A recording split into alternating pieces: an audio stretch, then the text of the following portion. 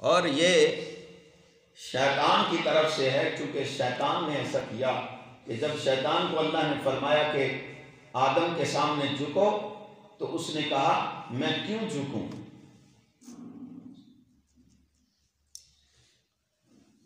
کہا کیوں نہیں، کس چیز نے تمہیں روکا ہے اللہ کا حکم ماننے سے؟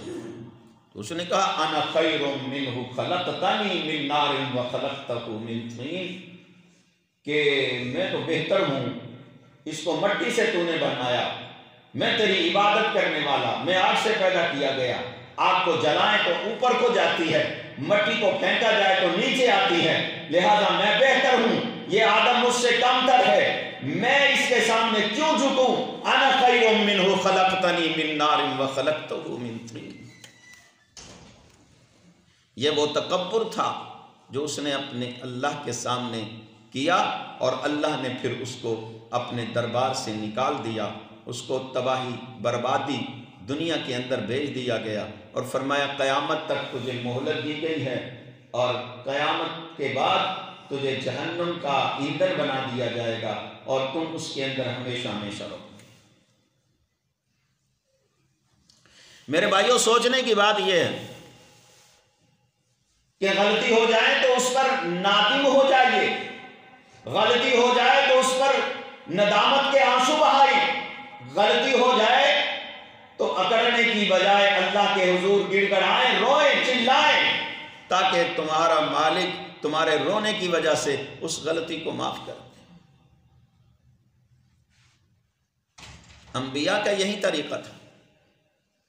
جناب یونس علیہ السلام کو دیکھیں، کشتی کے اندر، پھر دریا کے اندر، پھر پانی کے اندر، پھر مچھلی کے پیٹ کے اندر، ان تمام اندھیروں میں کیا کہتے ہیں؟ لا الہ الا انت سبحانک انی کنت من الظالمین، تیرے سوا کوئی معبود نہیں ہے۔ اور پھر یہاں دعا کا وہ طریقہ اور انداز بھی بتایا کہ دعائیں کیسے قبول ہوتی ہیں۔ ایک آدمی دعا کرتا ہے تو اس کی دعا کی قبولیت کی کیا کیا شرائط ہونی چاہیے؟ رسول اکرم صلی اللہ علیہ وسلم نے ایک شخص کو دیکھا کہ وہ آیا ہے اور آتے ہی اس نے دعا شروع کر دی، یا اللہ میرا یہ کام کر دے، یا اللہ میرا یہ کام کر دے، یا اللہ میرا یہ کام کر دے۔ تو رسول اکرم صلی اللہ علیہ وسلم نے فرمایا اس طرح نہیں، دعا کرنے کا طریقہ یہ ہے کہ اچھی طرح وضو کیا جائے، پھر اگر اللہ توفیق دے تو 2 رکعتیں نفل پڑھی جائیں، پھر اس کے بعد ہاتھ اٹھائے جائیں، پھر اللہ کی حمد و ثنا کو بیان کیا جائے، اللہ کی حمد و ثنا کو بیان کرے جتنا انسان اللہ کی حمد و ثنا بیان کر سکتا ہے۔ رسول اکرم صلی اللہ علیہ وسلم کے بہت سارے الفاظ ایسے ہیں جو آپ صلی اللہ علیہ وسلم نے دعا سے پہلے فرمائے۔ ایک صحابی نے نبی اکرم صلی اللہ علیہ وسلم دعا سے پہلے اللہ کی حمد و ثنا بیان کرتے۔ ایک دعا میں آتا ہے سبحان اللہ وبحمدہ عدد خلقہ ورضا نفسہ وزنۃ عرشہ ومداد کلماتہ۔ سبحان اللہ وبحمدہ، اللہ میں تیری حمد کو، تیری تعریف کو، تیری پاکی کو بیان کرتا ہوں، عدد خلقہ، تیری مخلوق کی تعداد کے مطابق، جتنی تیری مخلوق ہے اس مخلوق کی گنتی کے مطابق اللہ میں تیری حمد و ثنا کو بیان کرتا ہوں۔ وَرِضَا نَفْسِهِ وَزِنَةَ عَرْشِهِ، پھر میں اس کو اللہ تیری رضا حاصل کرنے کے لیے تیرے عرش کے وزن کے مطابق میں تیری حمد و ثنا کو بیان کرتا ہوں۔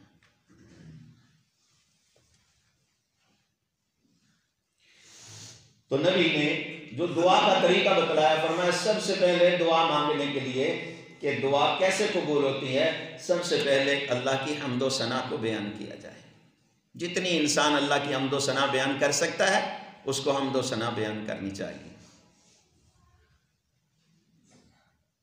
پھر انسان کو چاہیے کہ وہ اللہ سے اپنے گناہوں کی بخشش مانگے، اپنے گناہوں کا اعتراف کرے، پھر رسول اکرم صلی اللہ علیہ وسلم پر درود و سلام بھیجے، پھر اس کے بعد اپنی حاجت کو اللہ کے سامنے رکھے، تو رسول اکرم صلی اللہ علیہ وسلم فرماتے ہیں جو اس طرح دعا کرتا ہے اللہ اس کی دعا کو رد نہیں فرماتے، قبول فرماتے۔ بھئی اللہ کے سامنے مانگنے کا کوئی طریقہ اور سلیقہ بھی تو ہونا چاہیے نا۔ ایسے ہی ایک صحابی نے کہا اللہم انی اسألک بأنک انت اللہ لا الہ الا انت الاحد الصمد الذی لم یلد ولم یولد ولم یکن لہ کفوا احد۔ صحابی نے جب یہ دعا کی تو رسول اکرم صلی اللہ علیہ وسلم نے ان کلمات کو سننے کے بعد فرمایا میرے صحابی جو چاہتا ہے اللہ سے مانگ لے، اب اللہ تیری دعا کو رد نہیں کرے گا، تجھے مل جائے گا۔ یعنی اس کے اندر اللہ سبحانہ و تعالیٰ کی جو حمد و ثنا ہے، جو پاکی بیان کی گئی ہے، یہ انبیاء کا طریقہ ہے۔ لا الہ الا انت سبحانک انی کنت من الظالمین، نہیں ہے کوئی معبود مگر اللہ، تو پاک ہے، بے شک میں نے ظلم کیا اپنی جان پر، میں نے ظلم کیا اپنی جان پر۔ اب آپ اندازہ کرائیں، انبیاء کی دعائیں دیکھیں، اولیاء کی دعائیں دیکھیں، اتقیاء کی دعاؤں کو دیکھیں، کہیں بھی کسی کی ذات کا وسیلہ بیان کر کے دعا نہیں کی گئی۔ یہ پورا قرآن اٹھا لیں، انبیاء کی دعاؤں کو دیکھیں، چیک کریں کہ انبیاء علیہ السلام کی جو دعائیں ہیں ان کا طریقہ کار کیا ہے۔ یہاں تو طریقہ ہی بدل دیا گیا کہ یا اللہ، پہلے کہا گیا یا اللہ فلاں نبی کے صدقے میری دعا کو قبول کر، پھر کہا گیا فلاں ولی کے صدقے میری دعا قبول فرما، پھر کہا گیا فلاں کے حق کی وجہ سے کہ تیرا اس کا تیرے اوپر حق ہے، بحق فلان فلان، اس حق کی وجہ سے میری دعا کو قبول فرما۔ یعنی ہم نے تو طریقہ ہی بدل دیا۔ انبیاء کا یہ طریقہ نہیں ہے، رسولوں کا طریقہ نہیں ہے، اولیاء اللہ کا طریقہ نہیں ہے، انبیاء کا طریقہ نہیں ہے، صحابہ کا طریقہ نہیں ہے۔ اب کہا جائے گا کہ نہیں جی وہ تو نبی تھے، وہ تو اللہ سے ڈائریکٹ مانگتے تھے، تو ہمیں تو ان کے وسیلے سے مانگنا چاہیے۔ تو کیا نبی کے بعد سب سے امت میں معتبر شخصیت جس کو ہم ابو بکر صدیق رضی اللہ تعالی عنہ کے نام سے یاد کرتے ہیں، کیا انہوں نے اللہ سے دعائیں نہیں مانگی؟ کسی ایک دعا کے اندر بھی ابو بکر صدیق رضی اللہ تعالی عنہ نے رسول اکرم صلی اللہ علیہ وسلم کی ذات کا وسیلہ نہیں ڈالا۔ ہم زیادہ دین کو سمجھنے والے بن گئے، کہنے لگے نہیں وہ تو خلفائے راشدین تھے، وہ تو خلفائے راشدین تھے، وہ تو ڈائریکٹ اللہ سے مانگ سکتے تھے۔ اچھا بھی ان کے بعد دوسرے جو صحابہ تھے مومنین کی جماعت، ان میں سے کوئی ایک ایسا بھی نہیں جس نے دعا کی ہو یا اللہ ابو بکر صدیق کے صدقے، یا اللہ محمد الرسول اللہ کے صدقے میری دعا کو قبول فرما۔ یعنی تماشا نہ بنائیں دین کو سمجھیں اور دین کو دین رہنے دیجیے، اپنی مرضی پر نہ اس کو ڈالیے کہ جیسے جس کا دل چاہا وہ کر لے اور کہے کہ میں تو جناب بالکل ٹھیک کر رہا ہوں، میں نے کون سا برا کام کیا ہے، میں نے تو نبیوں کا نام لیا ہے نا۔ بھائی اس دین کے لیے طریقہ بھی تو نبیوں والا ہونا چاہیے، پیغمبروں والا ہونا چاہیے، ہمارے رسول والا ہونا چاہیے۔ کہ رسول اکرم صلی اللہ علیہ وسلم نے کسی نبی کا خود واسطہ نہیں دیا اللہ سے، اور خود صحابہ نے رسول اللہ صلی اللہ علیہ وسلم کا واسطہ نہیں دیا۔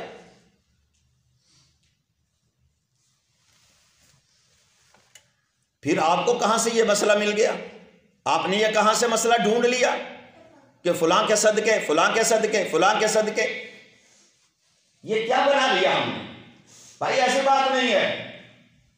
آپ قرآن کریم کے اندر انبیاء کی دعاؤں کو دیکھیں، پھر اس کے بعد صحابہ کی دعاؤں کو دیکھیں، مومنین کی دعاؤں کو دیکھیں۔ ربنا لا تؤاخذنا ان نسینا او اخطانا ربنا ولا تحمل علينا اصرا كما حملته على الذين من قبلنا ربنا ولا تحملنا ما لا طاقة لنا به واعف عنا واغفر لنا وارحمنا انت مولانا فانصرنا علی القوم الکافرین، یہ مومنین کی دعائیں ہیں جو اللہ نے بیان فرمائی ہیں، ان کے اندر تو کسی نبی ولی کا وسیلہ نہیں ہے۔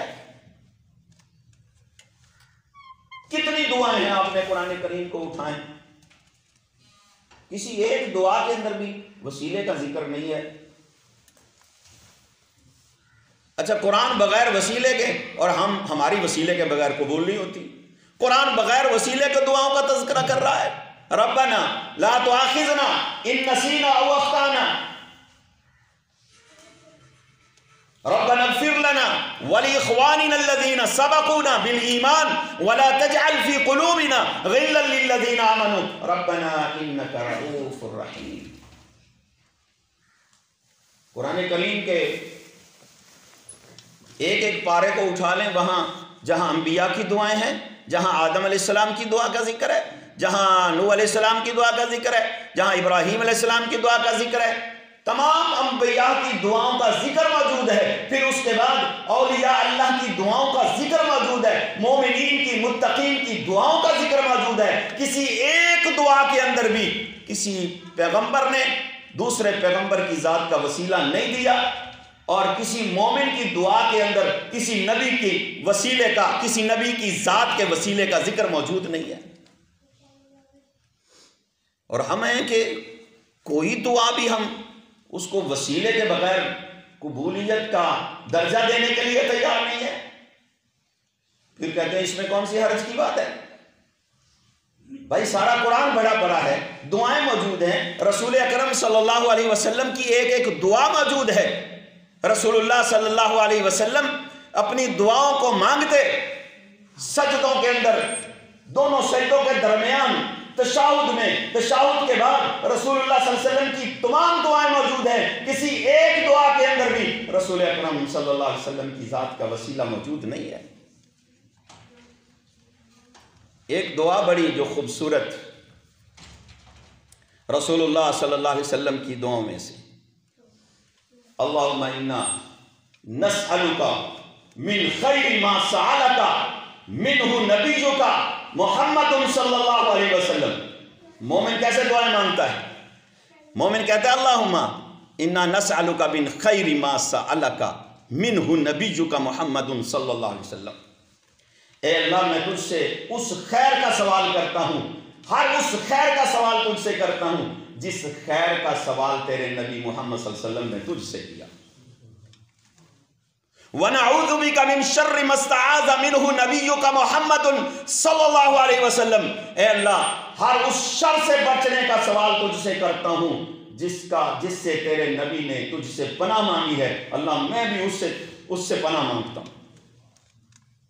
وَأَنْتَ الْمُسْتَعَانُ وَعَلَيْكَ الْبَلَاغُ وَلَا حَوْلَ وَلَا قُوَّةَ إِلَّا بِاللَّهِ۔ اے دعاؤں کے قبول کرنے والے، اے دعاؤں کو اپنی بارگاہ کے اندر شرف قبولیت بخشنے والے اللہ، میرے اندر نہ نیکی کی طاقت ہے، نہ گناہ سے بچنے کی قوت ہے، یہ ساری کی ساری قوتیں تیرے پاس ہیں۔ آپ دیکھ لیں، یہ ساری دعائیں اٹھا لیں، یہ کیا بات ہوئی کہ اتنی بھی انسان کو اتنا بھی شعور نہ ہو؟ مولوی صاحب جو مرضی اس میں عمل دخل کرتے رہے، ہم نے کبھی نہیں پوچھا مولانا یہ قرآن تو بڑا پڑا ہے، یہ قرآن کے اندر تو دعائیں موجود ہیں، حدیث کے اندر دعائیں موجود ہیں، کسی ایک دعا کے اندر بھی صحابہ نے یا رسول اللہ صلی اللہ علیہ وسلم نے کسی نبی کا وسیلہ ڈالا ہو یا صحابہ نے رسول اللہ کی ذات کا وسیلہ ڈالا ہو؟ مولانا ذرا دکھا دیں قرآن سے، مولانا ذرا دکھا دیں حدیث سے۔ ہم پوچھنے کے لیے تیار ہی نہیں ہیں۔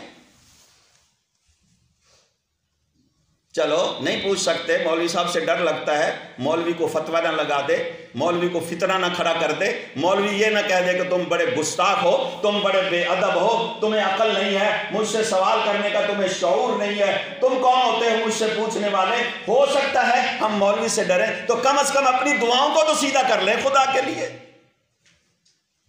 نہ کریں۔ مولوی صاحب سے ڈر لگتا ہے تو ڈرتے رہیں۔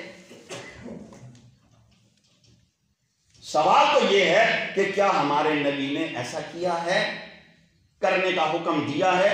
آپ کی دعاؤں میں یہ بات موجود ہے تو ٹھیک ہے، اسی طرح کرنا چاہیے، وسیلہ اسی طرح مانگنا چاہیے۔ اگر موجود نہیں ہے تو خدا کے لیے ہم اپنی دعاؤں کو پاک صاف کریں، جیسے رسول اکرم صلی اللہ علیہ وسلم کی دعائیں ہیں، آپ صلی اللہ علیہ وسلم کی دعاؤں کے عین مطابق اپنی دعاؤں کو مانگے، جیسے صحابہ نے مانگا، جیسے رسول اللہ صلی اللہ علیہ وسلم نے مانگنے کا حکم دیا، جیسے مانگ کر دکھایا، وہ طریقہ اپنا لیں۔ اللہ سبحانہ و تعالی ہمیں وہ طریقہ اپنانے کی توفیق عطا۔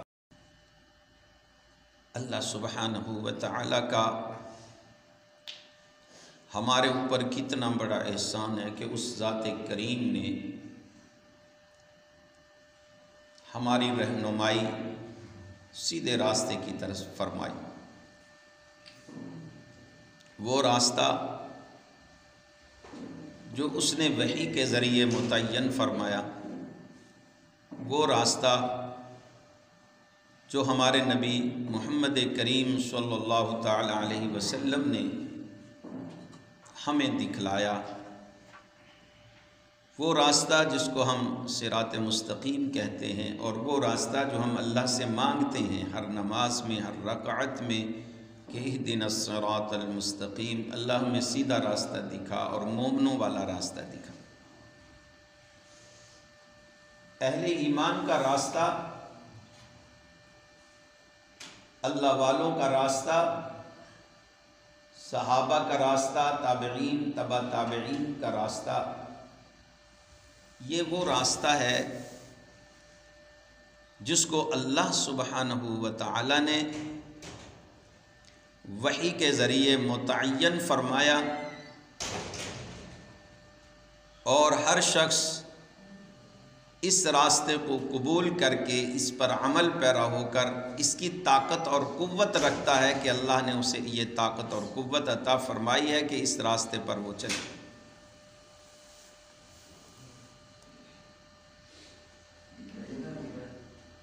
یعنی دین کا کوئی راستہ ایسا نہیں ہے، کوئی کام ایسا نہیں ہے، کوئی عمل ایسا نہیں ہے کہ جس کو شریعت نے بتایا ہو اور وہ انسان کی استطاعت میں نہ ہو، انسان اسے کر نہیں سکتا۔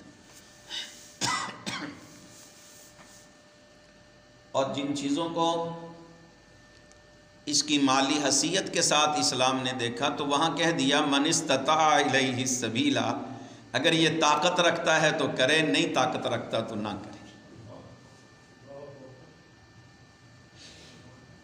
ایک چیز کی طاقت نہیں ہے تو اس کا پابند نہیں کیا گیا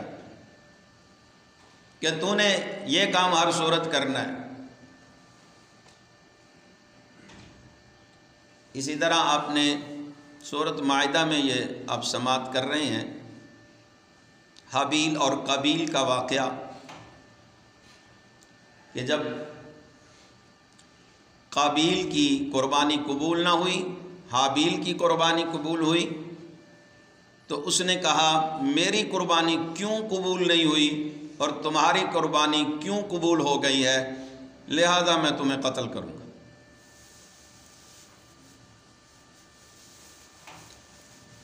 تو حابیل نے کہا کہ اللہ سبحانہ و تعالی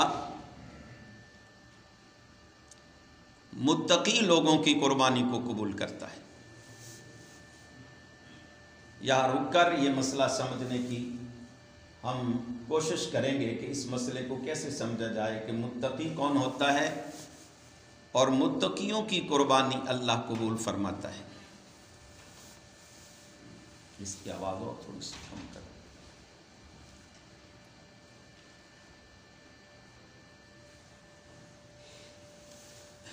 سیدنا عمر رضی اللہ تعالیٰ عنہ نے پوچھا تھا کہ مجھے تقوی کی صحیح حیثیت بتائی جائے، تقوی کسے کہتے ہیں؟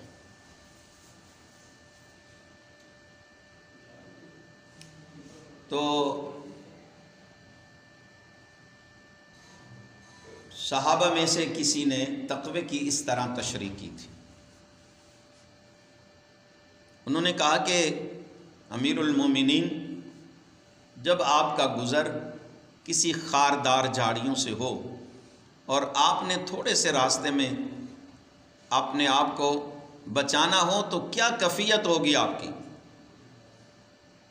تو انہوں نے کہا میں اپنے کپڑوں کو سمیٹوں گا بچ بچ کر، ادھر سے بھی بچوں گا، ادھر سے بھی، آگے سے بھی، پیچھے سے بھی، کہ کانٹے دار جھاڑیاں ہیں کہیں میرے کپڑوں کو نہ لگ جائیں، کہیں مجھے زخمی نہ کر دیں، تو میں بڑی احتیاط کے ساتھ گزروں گا۔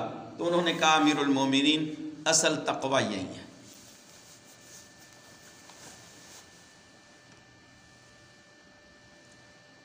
حابیل نے کہا کہ جو انسان اللہ کے راستے میں قربانی پیش کرتا ہے اس کو چاہیے کہ وہ تقوی کے ساتھ اس قربانی کو پیش کرے۔ بعض لوگوں نے لکھا ہے، حافظ ابن کثیر رحمۃ اللہ علیہ نے بھی لکھا ہے، بنی اسرائیلی روایات کے مطابق بھی اس میں یہ ملتا ہے کہ حابیل نے جب قربانی کو پیش کیا تو جو جانوروں میں سے سب سے بہترین جانور تھا اس نے وہ اللہ کے راستے میں پیش کیا۔ اور قابیل نے کیا کیا کہ جو اس کی فصل میں سے سب سے کم تر چیز تھی وہ اکٹھی کر کے اس نے پیش کی۔ یعنی دو چیزیں ہیں، قربانی کرنے کے لیے انسان کو وہ چیز اللہ کے راستے میں قربان کرنی چاہیے جس کی وہ طاقت رکھتا ہے اور وہ اس کو سب سے زیادہ پیاری بھی ہو، وہ اللہ کے راستے میں قربان کرے، تو اللہ ایسے لوگوں کی قربانیوں کو قبول فرماتا ہے۔ دوسرا یہ ہے کہ وہ تقوی والا ہو، تقوی اختیار کرے، پرہیزگار بھی ہو، نیت میں فالٹ نہ آئے، نیت کے اندر خرابی پیدا نہ ہو، نیت کے اندر فتور نہ آئے، نہ تو وہ دکھلاوے کے لیے ہو اور نہ کسی پر احسان جتانے کے لیے، تو اللہ پھر ایسے لوگوں کی قربانی قبول فرماتا ہے۔ اب دوسرا مسئلہ یہ پیدا ہو گیا کہ جب اس کی قربانی قبول ہوئی اور اس کی نہ ہوئی، اس وقت جو تعین تھا وہ یہ تھا کہ ہر شخص اپنی قربانی کو کسی اونچی جگہ پہ پیش کرتا، آسمان سے آگ آتی، اس کو جلا کر راکھ کر دیتی تو وہ قربانی قبول سمجھی جاتی، اور جس چیز کو وہ راکھ نہ کرتی، اس پر آگ نہ چڑھتی، اس قربانی کو رد سمجھا جاتا۔ کتنا بڑا اللہ کا احسان ہے۔ میں یہ سمجھتا ہوں کہ اگر یہ معاملہ اسی طرح چلتا رہتا تو آج ہم میں سے کتنے لوگ تھے جن کی قربانیوں کو لوگ دیکھتے اور کہتے کہ یہ بڑا ظالم شخص ہے، اس کی تو قربانی قبول نہیں ہوئی۔ اللہ نے اس بات پہ بھی امت محمدیہ پہ پردہ ڈال دیا کہ یہ معاملہ تو میں قیامت کے دن رکھوں گا، آج میں دنیا میں تمہیں رسوا نہیں کروں۔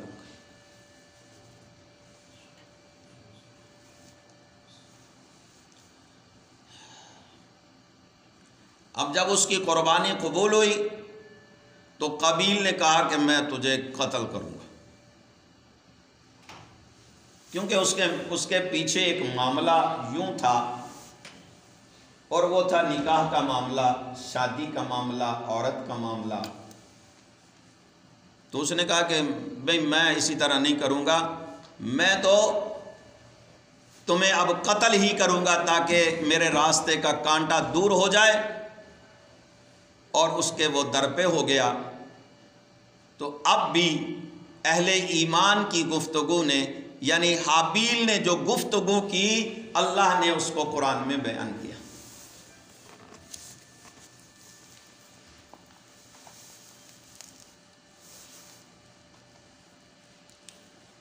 اللہ فرماتے ہیں لَئِن بَسَطتَ إِلَيَّ يَدَكَ لِتَقْتُلَنِي مَا أَنَا بِبَاسِطٍ يَدِيَ إِلَيْكَ لِأَقْتُلَكَ لَئِن بَسَطتَ، تو اگر، البتہ اگر تو ارادہ رکھتا ہے، اگر تو یہ کرنا چاہتا ہے کہ اپنے ہاتھ کو میری طرف بڑھائے اس لیے کہ لتقتلنی، تاکہ تو مجھے قتل کرے، ما انا بباسط یدی الیک لاقتلک، میں اپنے ہاتھ کو تیری طرف نہیں بڑھاؤں گا کہ تاکہ میں تمہیں قتل کروں۔ یعنی آپ دیکھیں دونوں کی گفتگو اللہ نے قرآن میں بیان فرمائی۔ وہ کہتا ہے کہ اگر تو یہ ارادہ کر بیٹھا ہے کہ تو نے مجھے قتل کرنا ہے، میں یہ ارادہ نہیں کرتا کہ میں نے تجھے قتل کرنا ہے، چونکہ قتل کے لیے جب انسان کوئی ارادہ کرتا ہے تو پھر اس کے لیے تگ و دو کرتا ہے، پھر اس کے لیے موقع کی تلاش میں رہتا ہے، اور یہی سب سے بڑی خرابی ہے کہ انسان کو قتل کر ڈالے، کیونکہ اللہ نے قرآن کریم میں اسی جگہ پہ فرمایا جو شخص بھی کسی انسانی جان کو قتل کرتا ہے گویا کہ اس نے پوری انسانیت کو ہی قتل کر ڈالا۔ یہ چھوٹا جرم نہیں ہے، یہاں تو ہمارے معمول بن چکا ہے، چھوٹی چھوٹی باتوں پہ ہم ایک دوسرے کو قتل کرنے پہ آ جاتے ہیں۔ کہیں مذہبی فسادات میں، ابھی چند دن پہلے کی بات ہے کہ مسعود تقی صاحب وہ حضرت ابو بکر صدیق رضی اللہ تعالیٰ عنہ کے بلا فصل ہونے کے دلائل دیتے ہوئے تقریر کر رہے تھے، ٹھیک 20 منٹ کے بعد ان کو شہید کر دیا گیا، ان کی گاڑی پہ گولیاں چلا دی گئیں، انہیں گولیاں مار کر شہید کر دیا گیا۔ یعنی ہماری کیفیت تو کہیں ان سے بدتر ہے ان لوگوں سے۔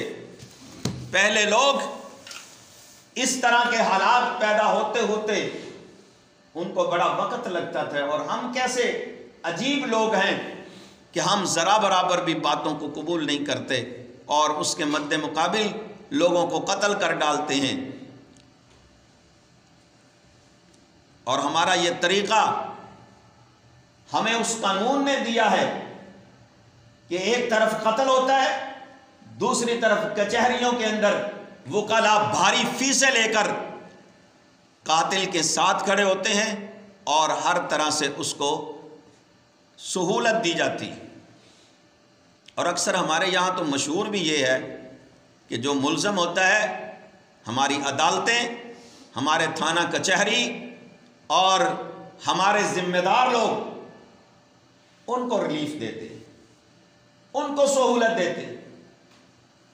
کچھ ایسا بھی ہے کہ قتل کوئی کرتا ہے اور اس ملک کے اندر کسی اور پہ ڈال کر یہ بھی ظلم کیا جاتا ہے۔ تو جس نے ایک انسان کو مار ڈالا بغیر کسی وجہ کے یا حسد و بغض کی وجہ سے، کینے کی وجہ سے، تو اس نے پوری انسانیت کو قتل کیا۔ مطلب یہ ہے کہ جتنا بڑا جرم پوری انسانیت کو قتل کرنے کا ہے اتنا بڑا جرم ایک انسان کو قتل کرنا۔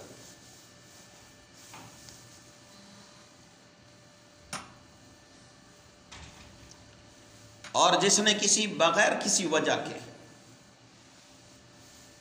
ایک اور قتل بھی ہوتا ہے، اس کو کہتے ہیں سہون قتل کرنا، کہ ارادہ تو نہیں تھا لیکن کوئی چیز ایسی پھینکی کہ انسان قتل ہو گیا، اس کی چیز کے لگنے سے انسان کی جان جاتی رہی۔ یہ وہ اس قتل میں نہیں آئے گا، کیوں؟ یہ ارادتاً نہیں تھا، اور جو ارادتاً قتل ہو، جس کے لیے پلاننگ اور پوری اس کے لیے تگ و دو اور محنت کی جائے کہ میں نے اس کو اپنے راستے سے ہٹانا ہے، تو ایسا قتل پوری انسانیت کا قتل ہے۔ پورے معاشرے کو چاہیے کہ ایسے قاتل کے خلاف انسان کھڑا ہو جائے اور اس کی طرفداری نہ کرے بلکہ اس کی تردید کرتے ہوئے اس کی سفارش بھی نہ کرے۔ یہ ایک واقعہ پیش آیا تھا سعودی عرب میں، شاہ فہد کے بھتیجے نے ایک بندے کو قتل کر دیا، اور شاہ فہد نے اس کی سفارش نہیں کی، اس کے خاندان والوں سے اپیل اور گزارش کی کہ ہم اس کا جزیہ دیں، ہم اس کا مقتول کے لیے جتنا آپ چاہیں ہم اس کا متبادل پیسے کے طور پر آپ کو راضی کریں گے، آپ لے لیں۔ لیکن وہ نہ مانے، انہوں نے کہا نہیں، ہمارا بچہ قتل ہوا ہے، اس کے بدلے میں ہم قتل ہی کریں گے۔ کہتے ہیں یہ کچھ دیر مقدمہ چلا، آخر وہ وقت بھی آ گیا کہ جب اس کو اس کے بدلے میں قتل کرنا تھا، اس کو لایا گیا۔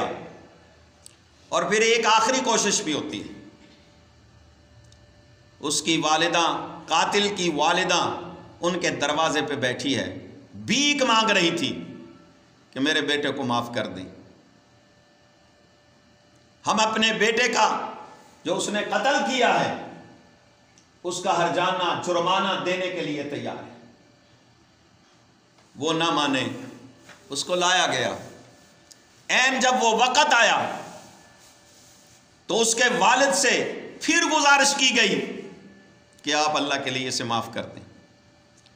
وہ شہزادہ جس سے وہ قتل ہوا تھا وہ اس کے پاؤں میں پڑا، نے کہا مجھے اللہ کے لیے معاف کر دیں۔ اس نے کہا نہیں، ہم نے آپ کو معاف نہیں کرنا۔ پھر آخر کار جب ان سے کہا گیا تو اس نے کیا کہا، وہ میں اس لیے یہ واقعہ سنا رہا ہوں کہ یہ وہ لوگ ہیں جو ہمارے لیے قابل تقلید کہہ لیں، یا یہ لوگ ایسے کام کر جاتے ہیں جو دوسرے لوگوں کے لیے رہنمائی کے طور پر کام آتے ہیں۔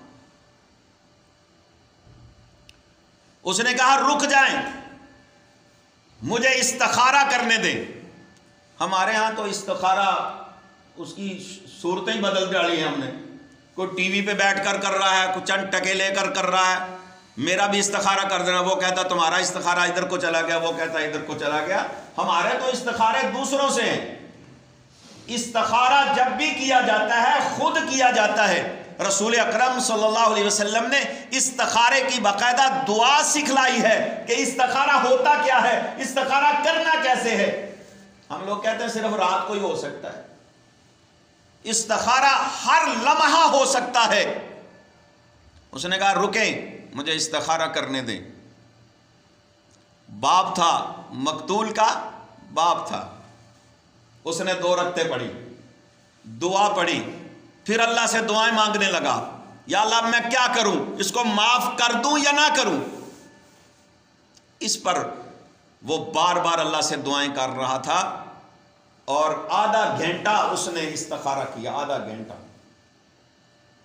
2 رکعتیں پڑھنے کے بعد جب آدھا گھنٹہ گزرا تو اپنے ورثاء سے، اپنی بیوی سے، اپنے بچوں سے کہنے لگا کیا خیال ہے؟ انہوں نے کہا یہ آپ کی مرضی ہے، آپ اسے معاف کر دیں تو ہمیں تب بھی کوئی اعتراض نہیں ہے، لیکن اگر آپ بدلہ لیں تو بھی ٹھیک ہے۔ کسی ایک شخص نے بھی شاہ فہد رحمہ اللہ جیسا بادشاہ اور حکمران، اس نے ایک مرتبہ بھی اس کی سفارش نہیں کی کہ میرے بھتیجے کو چھوڑ دیا جائے۔ یہاں تو آپ کو پتا ہے کیا ہوتا ہے، یہاں آپ کو پتا ہے کہ کیا معاملات بنتے ہیں۔ کسی کی ایسی تیسی کہ وہ حکومت کے کسی کرندے کے خلاف کوئی بات کرے، جس کے پاس تھوڑی سی بھی قوت ہے، کوئی ایم پی اے کے خلاف بات نہیں کر سکتا، کوئی کسی اور عہدیدار کے خلاف بات نہیں کر سکتا، چاہے وہ جتنا مرضی ظالم ہو۔ تو اس نے کہا ٹھیک آدھے گھنٹے کے بعد جب تلوار اس کے سر کے اوپر لٹک رہی تھی تو وہ ادھر سے بھاگتا ہوا آیا۔ اس نے کہا ہم نے اس کو اللہ کے لیے معاف کر دیا۔ اب شہزادے نے کیا کیا؟ اس نے کہا مجھ سے جو قتل ہوا ہے اس بھائی کے نام پہ میں ایک مسجد بناؤں گا خوبصورت۔ آپ نے پیسہ نہیں لیا، آپ نے ہم سے کوئی مطالبہ نہیں کیا، حتیٰ کہ وہ اس کے وزن کے برابر سونا دینے کے لیے تیار تھے، لیکن انہوں نے رد کر دیا۔ اس نے کہا یہ سارا پیسہ میں ایک خوبصورت مسجد بنا کر اپنے اس بھائی کے نام پہ، اور پھر وہ منتیں کرتا ہوا کہنے لگا آپ نے اگر مجھے معاف کر دیا ہے تو مجھے امید ہے کہ میرا اللہ بھی مجھے معاف کر دے۔ میرے بھائیوں، یہ بات یاد رکھ لینا کہ ایک قتل پوری انسانیت کا قتل ہے۔ یہاں تو نہ جانے کتنے بے گناہ لوگ مارے جاتے ہیں، کتنے لوگ بے گناہ ان کو شہید کر دیا جاتا ہے، مار دیا جاتا ہے، کوئی پوچھنے والا نہیں ہوتا۔ آپ کو پتا ہے ساہیوال میں ایک واقعہ ہوا تھا، آپ کو پتا ہے کہ موٹر وے پہ کتنے واقعات ایسے ہو چکے ہیں، آپ کے علم میں ہے کتنے لوگوں کو بے گناہ شہید کر دیا جاتا ہے، مار دیا جاتا ہے، اور پھر وہ لوگ دندناتے بھی پھرتے ہیں، بری بھی ہو جاتے ہیں، باعزت بھی ہوتے ہیں۔